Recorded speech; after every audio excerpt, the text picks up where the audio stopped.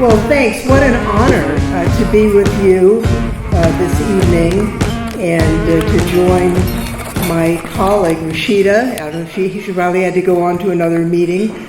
But it is an interesting time that we're in. And to receive this award means a great deal to me. As we all know, the Trump administration's policy of excluding immigrants based on their religion is unconstitutional, it's un-American. And as a candidate, of course, then just Donald Trump promised that he would ban Muslims from America. And he followed through as President of the United States. Now, it took the president several attempts, in addition to a sham waiver, to convince the Supreme Court to turn a blind eye to this travesty, but he eventually did it. I think we will ultimately prevail on the constitutionality of this ban, but we learned something when that ban was put into place. I was in San Jose, and my son said, "Turn on the TV." And I saw thousands of people all over the United States going to airports, lawyers volunteering, people who understood, Americans who understood that this was not about just some other person, it was about them. It's about our country. Now, the Muslim ban has separated families in a very cruel way. As we know, the waiver apparently doesn't exist from what we can tell.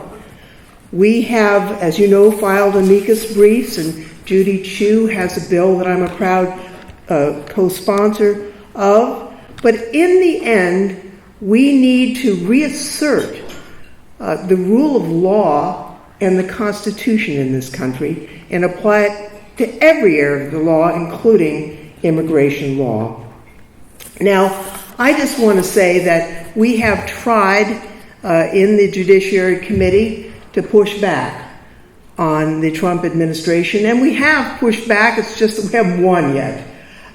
We do believe that by shedding light on what the president has done, we can make further progress. And as you know, Congressman Ami Bera, who represents the district in Sacramento, California, is chairing a committee in foreign affairs, and he and I have agreed to have a hearing together, the immigration subcommittee and his subcommittee, on the whole issue of this terrible ban. We finally found a time. It will be this September, and we look forward to working with interested people, people with expertise, people with passion, to make sure that we shine a light on the wrongdoing of the Trump administration when it comes to not only the Muslim ban, but the bias and unconstitutional behavior that the president and his administration has engaged in. You know, it's not easy to be someone who's being picked on. And I see my colleagues in the House of Representatives who are the recipients of scurrilous attacks. And it's important that we all stand up and defend them against these scurrilous attacks. Count me as someone who wants to do that, as do all of you. I'll just say that next year is an opportunity to set this country on a different course. For those of us who had disagreements on this issue or that issue, I think we've learned that the variations of a theme on one side of the aisle pale compared to the differences with the views of Donald J. Trump. And so let's make sure that as we savor this evening, we take pride in the wonderful prior recipient. It was so wonderful to see her video and to hear her inspiring story, that we don't stop at that.